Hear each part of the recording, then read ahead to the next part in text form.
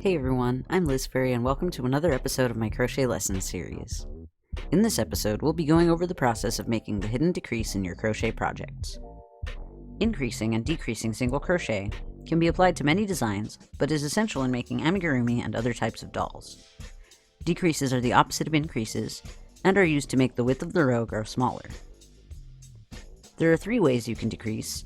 Each of these styles of decrease will create a different texture in your finished fabric. You can decide which method you like best, and which is most suitable for your project. In this video, I'll show you how to create the hidden style of decrease. This method of decreasing is a little more complex. For this project, you'll need to know how to make the magic circle, the chain stitch, the slip stitch, the single crochet stitch, and the increase.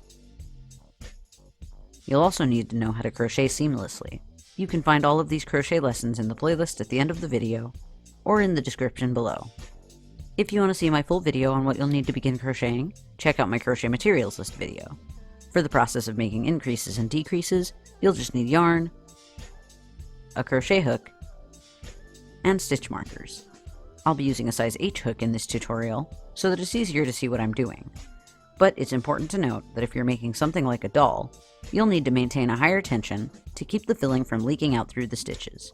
Once you've had more practice in making increases and decreases, you can try using a small hook, like a size B or E, to create the more dense fabric needed for making dolls.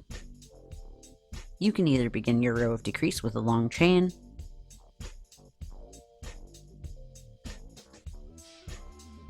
or you could continue working your decreases onto an increased flat circle, like the one we made in the increasing tutorial. That's what I'm going to do in this video. Just like when I was increasing, I'm going to decrease 6 times per row to keep the row flat. More than 6 increases will narrow the work much faster, resulting in a more ruffled shape. And fewer decreases will narrow the work slower, resulting in a more cone-like shape. Because I started the first row with the same amount of stitches as increases, the row divides perfectly evenly by 6. If you begin your work on a chain instead, it's a lot easier to divide the row perfectly when decreasing 6 per row if you use a number that's divisible by 6 for your foundation chain. So if you're doing that, try to use a number of chains divisible by 6 to begin your row. You can find the stitch to decrease on by dividing the total number of stitches in the row by the number of decreases, and then subtracting 1 from that number. Since I have 42 stitches in my last row of increase, and I'm decreasing 6 times, I would need to decrease the row every 6th stitch in my first row of decrease. Since I'm decreasing at the 6th stitch, I'm going to go ahead and single crochet into the first 5 stitches of my row.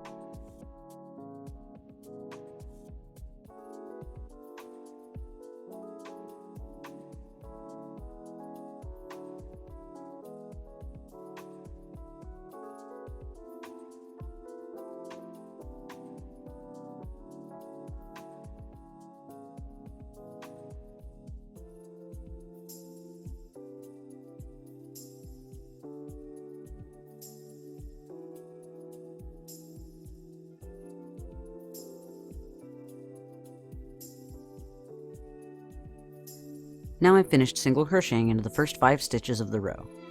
To decrease, I'm going to insert my hook into the next stitch, which would be the 6th stitch of the previous row, and pull up a loop. Then I'm going to insert my hook into the next stitch after that, which would be the 7th stitch of the previous row, and pull up another loop. Now I have 3 loops on my hook. Now I'm going to yarn over and pull a loop through all 3 of the loops on my hook to make a hidden decrease stitch. And there's my decrease. Decreasing this way results in less gaps in the row. So now I'm going to start my count over again. So I'm going to do that for every 6th stitch of the row. So I'm going to single crochet into the next 5 stitches,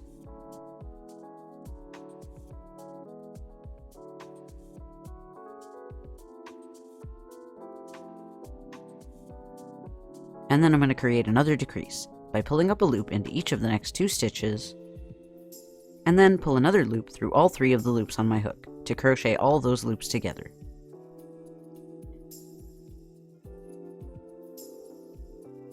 And I'm going to continue to decrease every 6th stitch all the way around the row.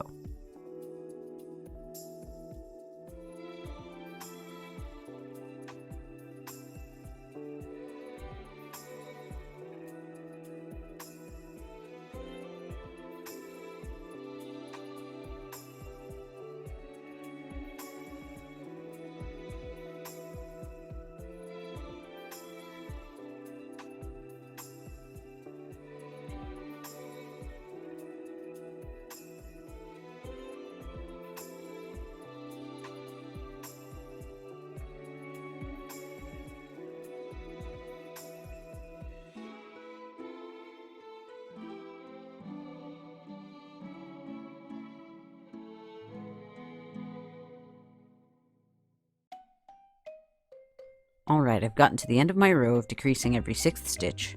Now I have 36 stitches in the row. To find the next stitch to decrease on, you could divide the total number of stitches by the number of decreases and subtract 1, which would mean the next row of decreases is on the 5th stitch. You may notice, though, that in the increasing tutorial, I increased every 6th stitch of the row in my last row of increase. Then I decreased every 6th stitch of the row for my first row of decrease, and now in my second row of decrease, I'm going to decrease every 5th stitch of the row. Since decreases are the opposite of increases, I'm going to decrease in the opposite order that I increased in that video. I'll decrease every 5th stitch of the next row, then every 4th stitch in the row after that, then every 3rd stitch in the row after that, all the way until I'm decreasing every single stitch of the row for my last row of decrease. In this next row, I'm going to decrease every 5th stitch. So single crochet into the first 4 stitches of the row.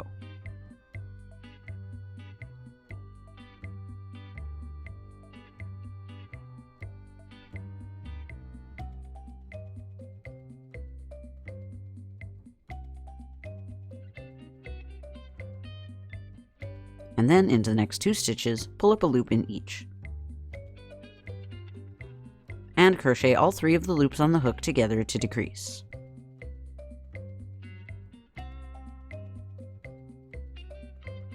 Then single crochet into the next 4 stitches.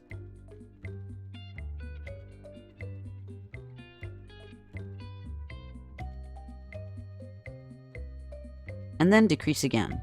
Pull up a loop into each of the next 2 stitches, and crochet together to decrease. And I'll continue to decrease every 5th stitch until the end of the row.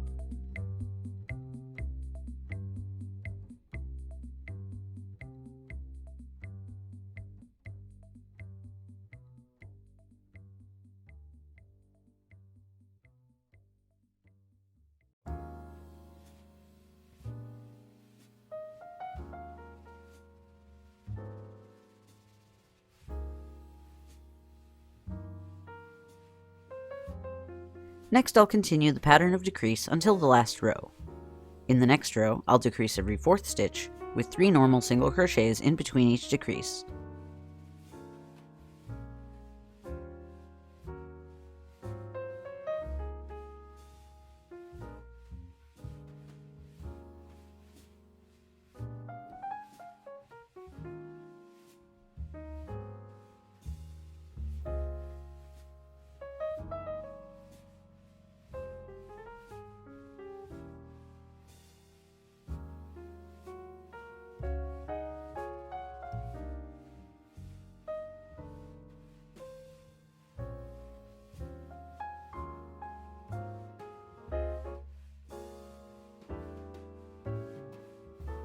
Then every 3rd stitch in the next row, with 2 normal single crochets in between the decrease.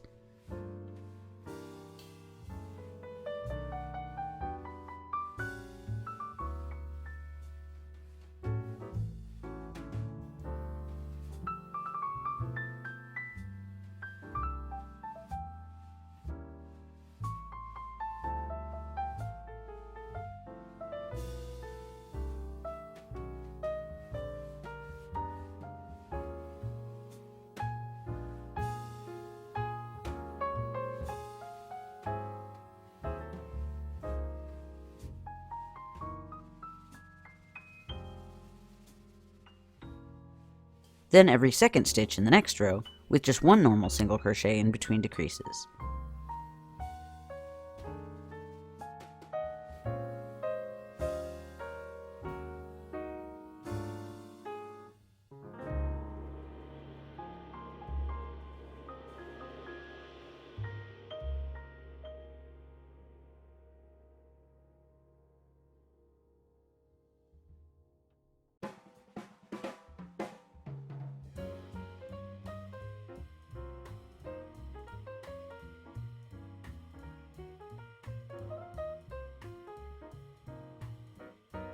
And in the last row, I'll decrease every single stitch of the row. So for this last row, I won't add any normal single crochet stitches in between my decreases, and I'll just decrease every stitch of the row.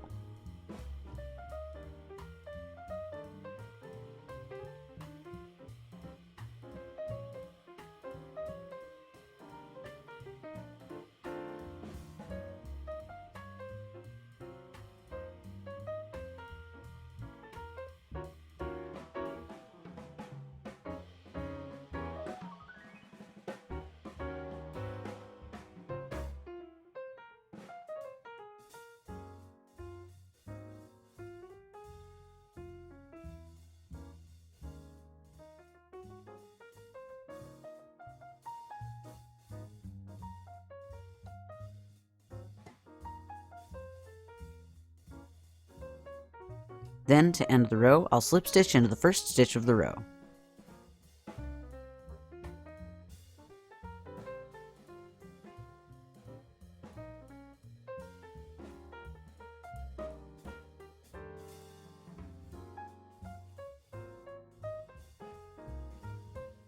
And as you can see, there's a lot fewer gaps in the work using this style of decrease. But using this method, each of the stitches of decrease is a little thicker than a normal single crochet stitch. I'll show you one more method of decreasing that looks a little bit more like a normal stitch in the next video. I hope you found this video helpful. If you did, give it a like and share it on social media. And if you'd really like to help out the channel, you can donate to my Patreon. You can get some pretty cool perks through Patreon, like seeing my videos early, access to some of my prototype patterns, and discounts in my RalphReal store, depending on your level of donation. You can find out more about that at patreon.com/fairyrings. You could also subscribe and click the bell icon so you don't miss the next episode of this series when it comes out. Thanks so much for watching, and I'll see you all next time. Bye!